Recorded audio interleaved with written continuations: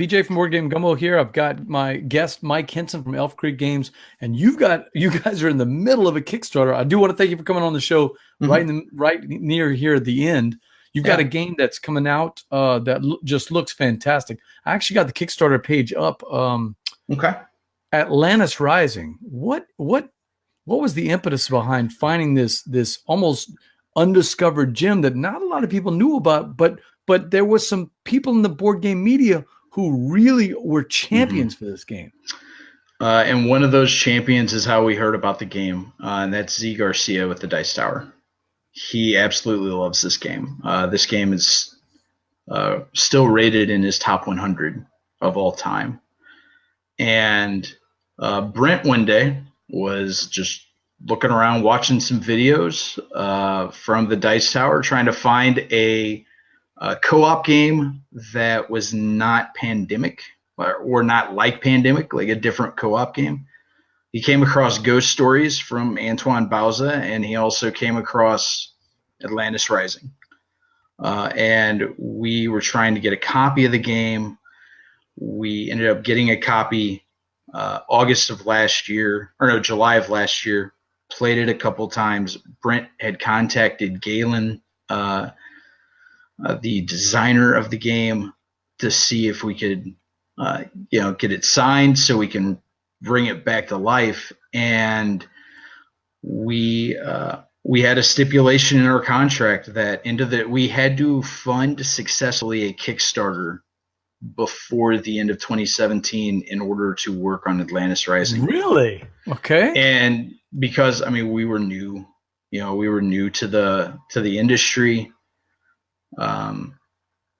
Atlantis Rising is Galen's only design, so I understand why he was like, hey, we gotta make sure that you guys are legit. And then when Into the Trail funded day one, we went full steam ahead with Atlantis Rising. I was looking on his game page. I didn't see any other games, so this is only game design. Yeah, it's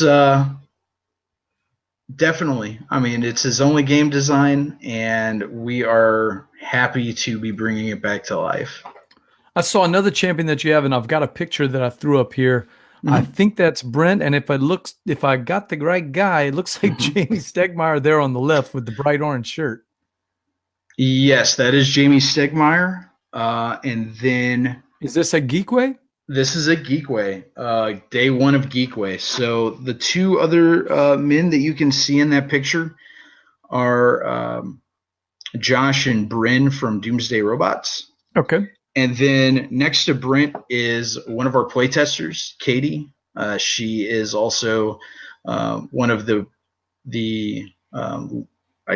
leaders or collaborators for Kudo Plays up in Champaign. And then Derek Funkhauser is right behind her. You can barely see Derek. Yeah, I can see. But yeah, Jamie's been very helpful in our road to publishing. And yeah, he really wanted to try it out. They played a 6-player game. I believe they lost that, and I got a picture sent to me because I couldn't make Geekway. Of them being very sad about that defeat. But yeah, that was one of the first games that Brent had brought to Geekway. So one of the first games for that, yeah. Atlantis Rising, cooperative game. How long does it take? I would say 60 minutes to 120 minutes, depending on player count. And it plays up to how many people? Plays, because of this Kickstarter, it plays 1 to 7. Hey, my buddy Jason from the North Shore. There's a big Lake Pontchartrain over here in Louisiana, north of New Orleans, and Jason's up on the North Shore. And he says, if you have the original Atlantis Rising, should you get the new one? Well, Jason, I'm going to say yes. But I've got a reason, not just because Mike's on the show. Vincent Dutrait, as we say, is one of my favorite board game artists in the world. And somehow, I want to hear this story. Somehow, Mike Hinson's got Vincent Dutrait on this artwork. And Mike, this artwork rocks. I'm telling you. Vincent he knocked it out of the park on this. I would love to take credit for this, but I'm not going to. Okay. Brent cares a ton about art, and he was the one who contacted Vincent. And we got a quote, and we're like, wow, this is this is definitely worth it for this game. And he's been a blast to work with. We also partnered with Peter Gifford for the graphic design. He was the graphic designer behind Tales of Arabian Nights. Ah, okay. So it's, from a creative side, that has been a blast. And from a playtesting side, which is kind of where I was at, it's been a blast too. So Jason says, hey, I've got the old one in my closet. It's never played. Jason, if it's still in shrink wrap, sell it for twice what you paid and use the money to back Atlantis Rising. Right.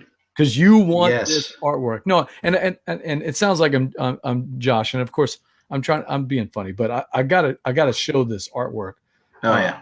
This is just some gorgeous artwork. But what I am curious about is the gameplay, though. The artwork can be beautiful. I've got a couple of games on my shelf here where the artwork is beautiful, but I never play the game because gameplay was just lacking.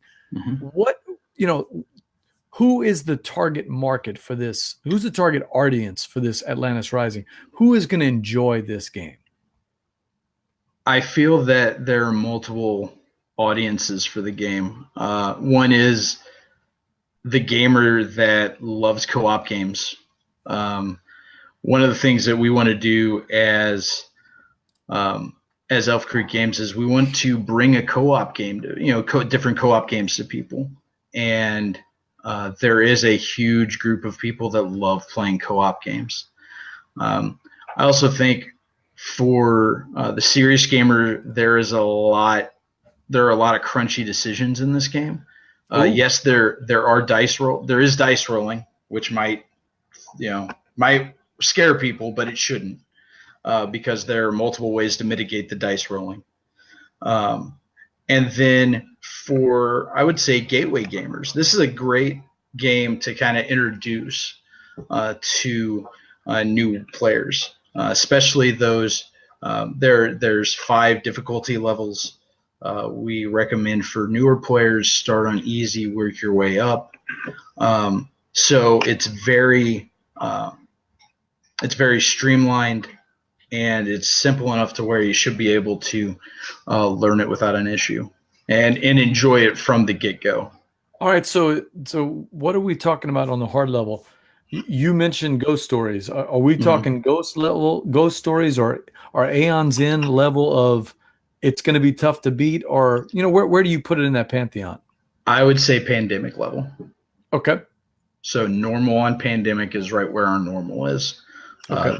Our designer Galen is a huge fan of ghost stories, but it's not to that level. I'd say solid pandemic. So Steve O'Rourke, the Name Father, says, hey, the asterisk-shaped board is intriguing. Curious to hear how that interacts with the game's mechanics. From what I can tell from the videos, what that is that's the peninsulas or the stretches of land that stretch out, and there's a tile mechanic that slowly has the land receding. Is that what's going on? That is what's going on. So it's like it is called the misfortune phase.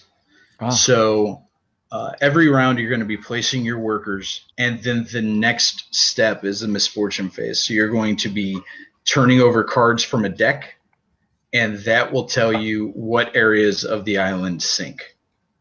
And what you do is, at that point, let's say I turn over a libraries card. Then I'm going to take the outermost library tile and flip it to show the flooded side. So that's why we have the asterisk size board. And we didn't know if we wanted to keep that. And then we started taking it to design conventions and other conventions, and the amount of looks that we got, there was no way we were changing the board style. No way. So y'all have actually tried changing it. We thought about it, and then we're like, no, we can't do it. Because it was so eye-catching that it would have taken a lot from the table presence to change it. And we recognized early on that wasn't going to happen. My buddy Jeff from Auburn checking in. Misfortune phase sounds like my life. Jeff, you're going to appreciate this. We got the whole SEC here. You're not kidding. Mike's the Tennessee fan. Jeff's the Aub fan. And, of course, my poor Tigers after that. I don't want to talk about that game this weekend. Well, hey, at least right now we don't have a Bama fan on here, so that's good. Yeah, that's I right. think we can the three of us can agree on that. We definitely can do that. Atlantis Rising, sort of the opposite of what happened with the Tigers at the end of that game. So Yeah. the Atlantis Rising, it's out on Kickstarter right now. Mike, how much longer is the game going to be out on Kickstarter? The Kickstarter ends Friday evening at 11 p.m. Central Standard Time, I guess. So, And when's delivery expected? we are expecting by August of 2019. Based on the pictures I'm seeing, you guys have already got a lot of the assets done, it looks like. Yeah, we do have a lot of the art assets done. So we're hoping to get pre-press going pretty quickly, and then get the ball rolling, and get the games to backers, so we can get the games out at conventions. And that is Atlantis Rising, out on Kickstarter right now from Elf Creek Games. Their second game after the successful Kickstarter from with End of the Trail. It's got a designer that guys like Z and Jamie Stegmeyer have talked really highly about the way this design came out, and you've added on some incredible artwork from Vincent Dutrait. So people haven't heard of Atlantis Rising. Make sure you check that out. Definitely.